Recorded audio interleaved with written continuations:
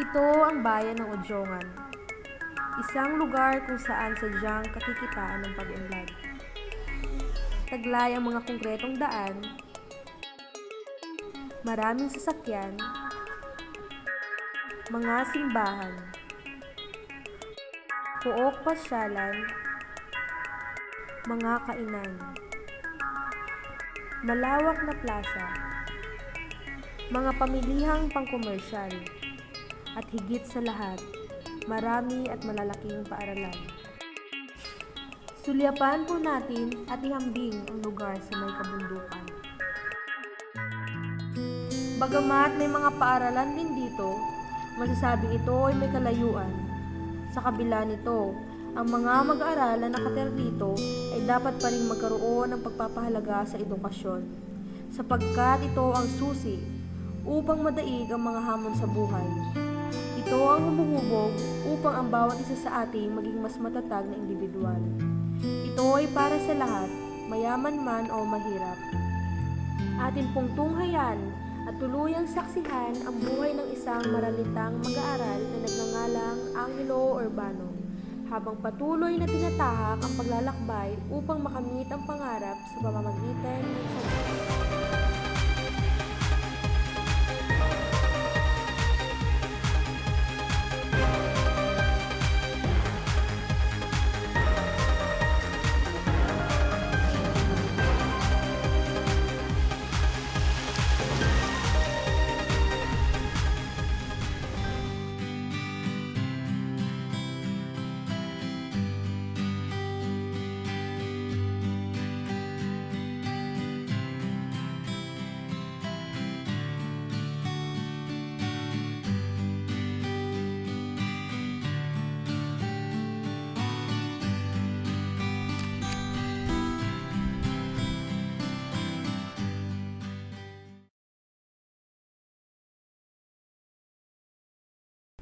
Si Angelo ay nasa ikatlong baitang. Siya'y naninirahan sa Patoo, sa malayo at matarik na bahagi sa may kabundukan. Ito po ang daan patungo sa bahay nila Angelo. At kung tayo po ay magpapatuloy, makikita po natin ang tinatawag nilang Mainit Falls. Ang Mainit Falls po, kung ating pag-aalamin, ito po ay isa sa mga bantog na pasyalan at dinadayo ng mga tao dito sa Odjongan. Halika po kayo at ako po ay inyong sundan. Ito po ang Mainit Falls. Meron siyang malabirheng tubig na nagmumula sa bundok at napakalinaw na tubig. Ang pagbaba rito ay sadyang may kahirapan. Ngunit sa kabila nito, ang kasipagan ng siyang namamayani at patuloy ang kanyang pag-aaral sa mababang paaralan ng Gabawan. Narito po kami sa paaralan ni Angelo Urbano ng Gabawan Elementary School. At kung ako po ay inyong susundan, tara po, pasukin natin ang kanyang silid. Dito po ang silid ni Angelo Urbano at ito po at makikita ninyo ang kanyang mga ka-eskwela, ang kanyang mga guro at siya po ay aktibo nakikipag-participate sa kanyang klase. Kapag umuulan, nagdadalawang isip ka bang pumasok? Hindi. May oras ka ba bang makapaglaro? Wala. Sa tuwing maglalakad ka, hindi mo ba naiisip na ayoko na lang pumasok, ang layo-layo naman ng paaralan ko? Hindi. Okay naman yung pag-aaral mo. Kapag may pagkain ka, sapat naman yun sa'yo. Napakalayo talaga na mahigit 3 kilometro ang nilalakad mo, pero ay natitiis mo ba yun? Nas araw-araw ay maglalakad ka na pabalik-balik para makapasok ka naman sa iyong paaralan?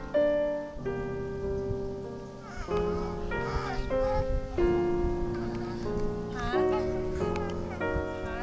Kahit nakakaya mo yung maglalakad? Si Angelo dito sa loob ng klase ay tahimik siya. Pag sa recitation, tumataas din siya minsan ng kamay, subalit kapag hindi mo siya natawag, so siya ay tahimik lang dyan sa kanyang upuan. Pag tinawag mo siya halimbawa, hindi niya alam yung sagot. So, tumatayo pa rin naman siya, tapos ginagawa niya yung bibigyan niya rin yung tamang sagot. Pero usually talaga siya yan ay tahimik sa klase, parang mahiyain baga. Hindi siya mahilig makihalubilo sa kanyang mga kaklase. Well, pag sa exam, okay naman yung result ng exam niya. Pero minsan mataas yung nakukuha niya or minsan din mababa. Pero sa pangkalahatan parang okay naman. Okay naman yung kanyang performance dito sa loob. Kamusta naman po yung anak nyo? Napapansin niyo po ba na nakakapag-aral naman siya ng maayos dahil malayo ngayong bahay niya? Kung minsan nga, hindi, pag umuulan, hindi nakakapasok dahil may malalim ang tubig. Kung hindi naman umuulan ganito, tuloy-tuloy naman ang pagpasok nila.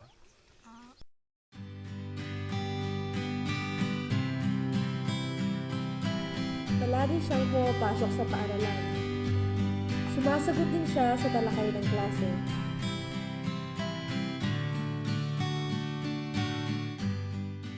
Magkakasama sila ng kanyang mga kaeskwela kapag umuwi. At isang araw sa kanilang pag-uwi ay umuulan. Bagamat naging maputik ang daan at naging mas mahirap ang pag-akyat, ang kanyang tiyaga ay nangingibabaw hanggang sa marating niya ang kanilang bahay na ligtas. Bakit niyo po naisipan na dito tumira? Naisipan na akong dili mag-star ay siyempre naong isa pa halika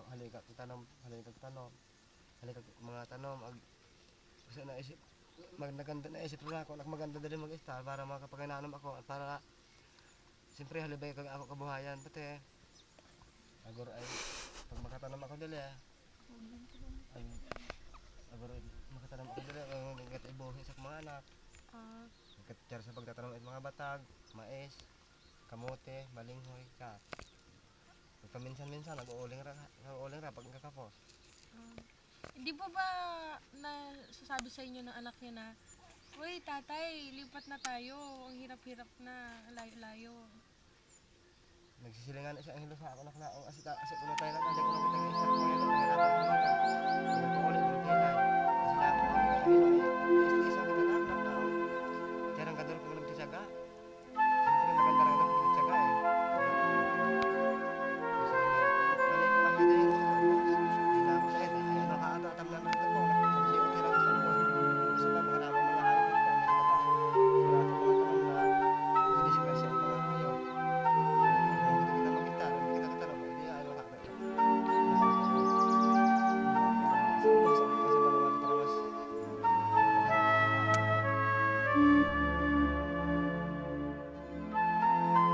Ang pinakamalaking pagsubok na nangyari sa kanila ay ang pagkasunog ng kanilang bahay, bagamat wala sila rito. Nasunog po to?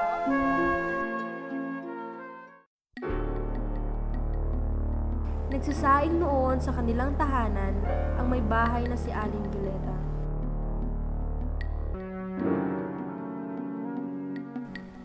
Naisipan niyang umakyat ng bundok upang silipin ang kanilang mga pananim habang naiwang nakasalang ang kanyang sinaing. Samantala, pauwi galing palengke si Mang Arnold nang may nakasalubong siyang kapitbahay na nagwikang, "Nasusunog na ang inyong bahay." Sa unay, hindi naniwala si Mang Arnold sa narinig. At agad-agad siyang tumakbo paakyat ng bundok upang patunayan ang mga balitang narinig.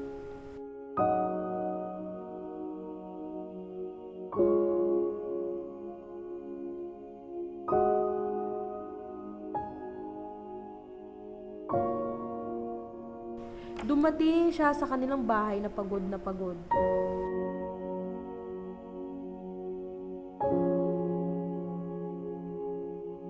Sumunod naman ang kanyang asawa na tila gulat na gulat sa nangyari.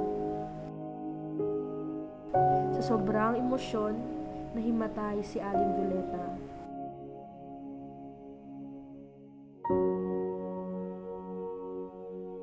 At agad itong dinala sa ospital.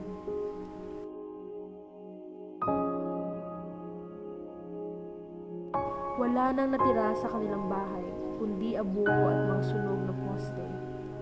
Hindi na nila alam ang kanilang gagawin matapos ang nangyaring trahedya.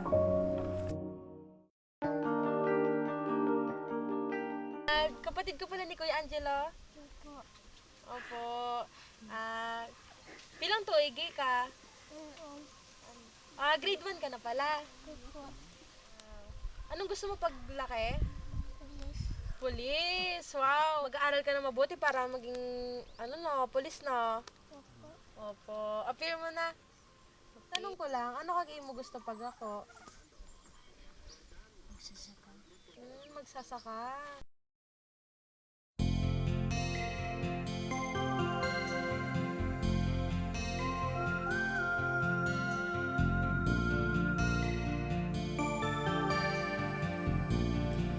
Pagiging magsasaka raw ang nais ni Angelo sa kanyang paglaki. Ngunit pulis naman ang nais ng kanyang kapatid na si Ronald. Mahihinuhang ang pangarap ng nakababatang kapatid ay mas maganda kumpara kay Angelo. Sa bahaging ito, may posibilidad na magbago ang kanyang pangarap kung sakaling siya ay mailantad sa lugar kung saan palasak ang mga profesional na tao. Bilang tulong sa pamilya ni Angelo, napagpasyahan namin na magbigay ng regalo para sa kanila. Bagamat malayo at nangangailangan ng mahigit 5,000 hakbang, na naig ang hangad namin marating ito. Makalipas ang mahigit kumulang 1 oras, narating na namin ang nasabing tahanan. Ibinigay ang mga dilata, damit at iba pang pangangailangan. Maya-maya pa ay nagawa ng magpahatid ng pasasalamat ni Mang Arnold. Kaalinsabay ng malanghel ng ngiti ng kanyang kargang bunsong anak. Natawa kayo sa binigay namin. Opo, maraming salamat sa inyo. Opo. At makalipas ang ilang sandali, muli naming natunton ang daan pababa ng mundo. Sa bundok kung saan namayani ang kabaitan at pagpapahalaga.